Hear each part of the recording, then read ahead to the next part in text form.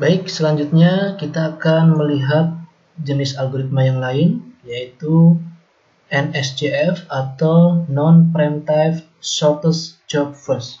Ya. Secara garis besar, NSJF ini bekerja seperti algoritma first come, first serve atau algoritma FIFO, di mana algoritma NSJF dia akan melihat proses mana yang memiliki burst time terkecil untuk dilayani terlebih dahulu. Ya, termasuk ketika proses tersebut memiliki arrival time yang sama. Mari kita lihat contohnya. Ya. Saya menggunakan contoh soal pertama pada first come first serve. Ya. Di sini kita sudah memiliki 5 buah proses dengan waktu kedatangan terurut, ya, dengan burst time yang diketahui, dan total burst time-nya adalah 20, dan kita sudah membuatkan array sepanjang 20 satuan waktu. Baik, langkah pertama adalah bahwa pada milidetik ke-0, ya, datang proses A, ya, dengan burst time sama dengan 3. Nah, di sini burst time-nya saya cantumkan. Kenapa? Karena nanti burst time ini akan kita bandingkan. Ya. Burst time-nya 3, sehingga proses ini akan kita jalankan. Saya berikan warna yang berbeda. Burst time 3 dari milidetik 0 hingga milidetik 3. Ya, proses A kita jalankan. Oke. Sehingga A berjalan pada milidetik 0, A berakhir pada milidetik 3. Dan around time-nya bisa diketahui 3 dikurangi 0 sama dengan 3. Lalu kita cek, ternyata antara milidetik 0 sampai 3 ada proses B masuk ke antrian di milidetik yang kedua. Oke. Ternyata hanya ada satu proses. Berarti selanjutnya dari milidetik ketiga sampai selanjutnya, maka kita akan mengerjakan satu-satunya antrian, yaitu antrian B. Ya, antrian B ini kita eksekusi. Antrian B memiliki burst time dengan jumlah 6. Berarti mulai milidetik ketiga sampai milidetik ke-9 kita mengerjakan proses B. Oke. Sehingga di sini B dimulai dari milidetik ke-3, lalu selesai pada milidetik 9, lalu turnaround time-nya sudah diketahui 9 min 2 sama dengan 7. Oke. Nah, sekarang kita akan cek dari milidetik ketiga hingga milidetik ke-9, ya, apakah ada proses lain yang masuk dalam antrian. Ternyata kita melihat ada proses C masuk pada antrian di milidetik ke-4. Kemudian ada proses D masuk pada antrian di milidetik ke-6.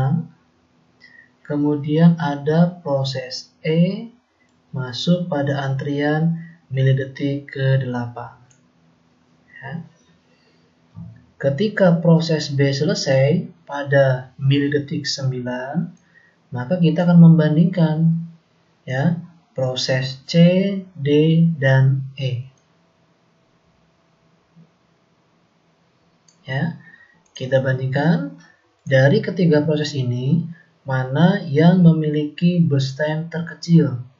Ternyata proses E, sehingga E kita jalankan. Oke. E itu memiliki berstem 2. Sehingga E kita mulai dari milidetik ke-9 sampai milidetik ke-11. Oke, kita kerjakan E. Oke, E kita kerjakan. Lalu kita bisa isi datanya. E dimulai dari milidetik 9 dan berakhir di milidetik ke-11.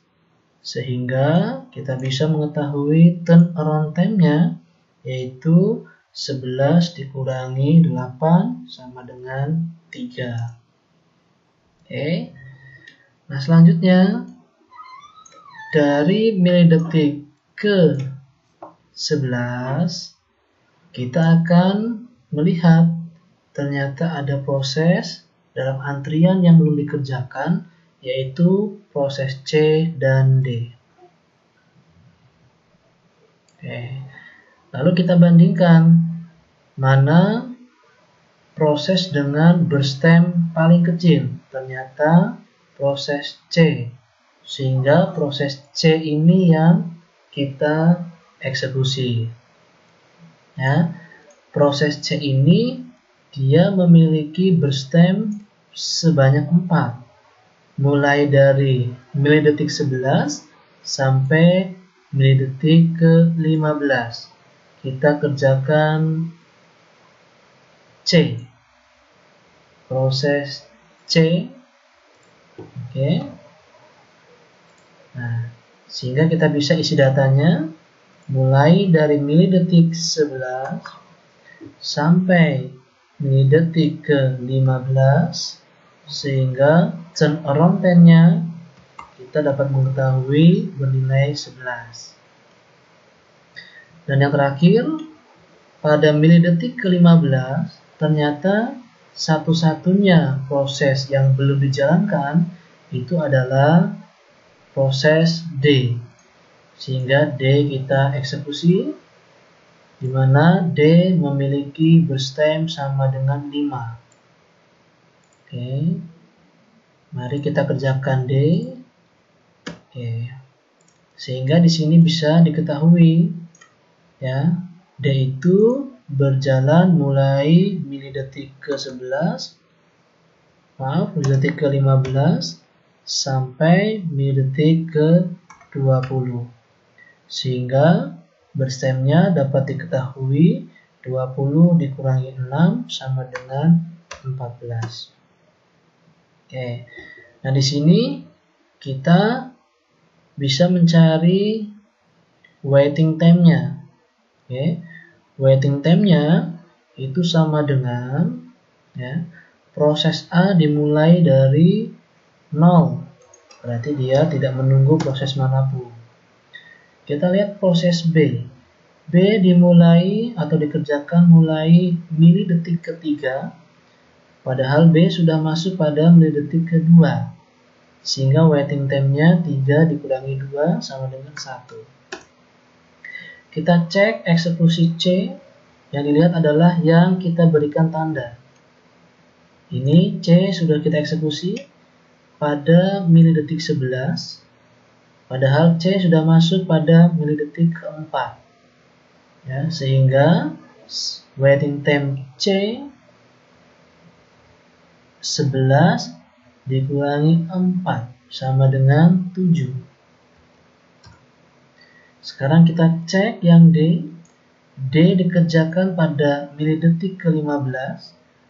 Sementara D sudah masuk pada milidetik ke-6. Sehingga waiting time-nya 15 min 6 sama dengan 9. Terakhir proses E. E dikerjakan pada milidetik 9. Sementara, ya, proses E sudah masuk pada milidetik ke-8. Sehingga waiting time-nya 9 kurang 8 sama dengan 1. Ya. Nah, dari sini bisa kita lihat, ya, dengan menggunakan algoritma non-preemptive shortest job first, ya, penjadwalan ini membutuhkan rata-rata 7,6 milidetik setiap prosesnya untuk dieksekusi oleh prosesor, dan setiap proses rata-rata menunggu 3,6 milidetik untuk dieksekusi oleh prosesor. Dan kita lihat prioritas prosesnya adalah dimulai dari A, B, E, C, dan terakhir D. Demikian, semoga membantu. Sampai bertemu pada pertemuan selanjutnya.